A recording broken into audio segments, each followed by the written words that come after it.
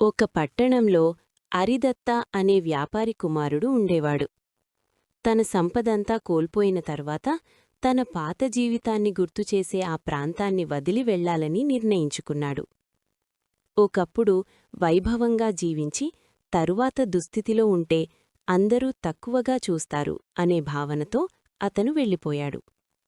తన పూర్వీకుల నుండి వచ్చిన భారీ ఇనుపతూకపు త్రాసును మరో వ్యాపారి వద్ద భద్రపరిచి దేశం మొత్తం తిరిగాడు.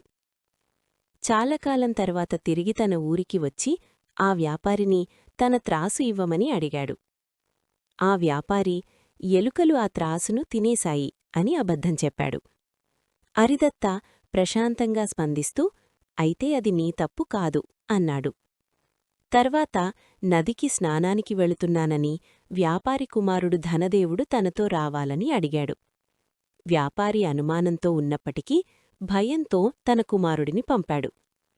నదికి వెళ్ళాక అరిదత్త ఆ బాలుడిని గుహలో పడేసి పెద్ద రాయి పెట్టి మూసివేశాడు.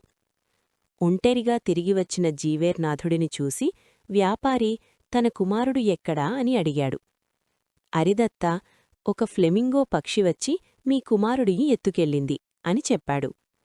వ్యాపారి కోపంతో పక్షి పిల్లవాడిని ఎలా ఎత్తుకెళ్తుంది అని వాదించాడు.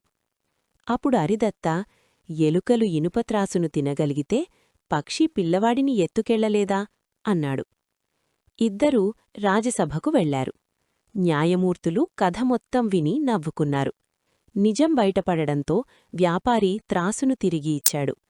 అరిదత్త బాలుడిని విడిచిపెట్టాడు. ఇద్దరూ సయోధ్య చేసుకున్నారు. కథనీతి: మోసం చేసినవాడే మోసపోతాడు.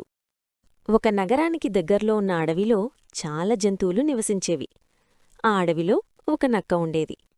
మిగతా నక్కలు అడవిలోనే ఉండేవి కాని ఈ నక్క మాత్రం సాహసవంతంగా తరచూ ఊరికి వెళ్లి ఆహారం వెతుక్కొనేది. మనుషుల వంటలు రుచి చూసిన తర్వాత ప్రమాదమున్నా మళ్లీ మళ్లీ ఊరికెళ్లేది. ఒకరోజు పెద్ద ఇంట్లోకి వెళ్తుండగా కుక్కలు గట్టిగా అరుస్తూ రావడం చూసింది. భయంతో అటూ ఇటూ పరిగెత్తుతూ నీలిరంగు ఉన్న టబ్బులో పడిపోయింది.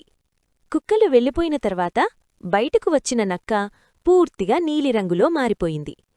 తనను ఎవరూ గుర్తించరని భావించి చాలా సంతోషపడింది.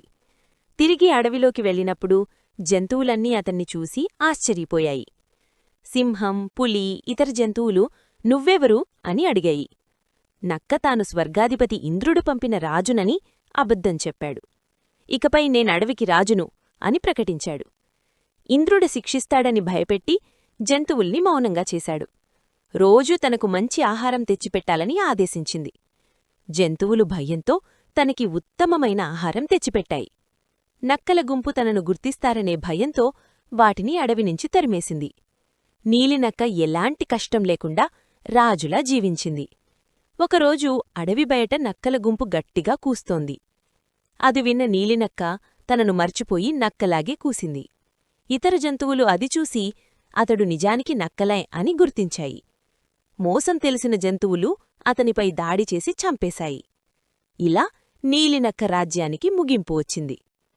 నీతి: అబద్ధం, మోసం ఎక్కువ కాలం నిలవవు. నిజం ఎప్పుడైనా బయటపడుతుంది. ఇలాంటి మరిన్ని కథల కోసం లైక్ అండ్ సబ్స్క్రైబ్ చేయండి.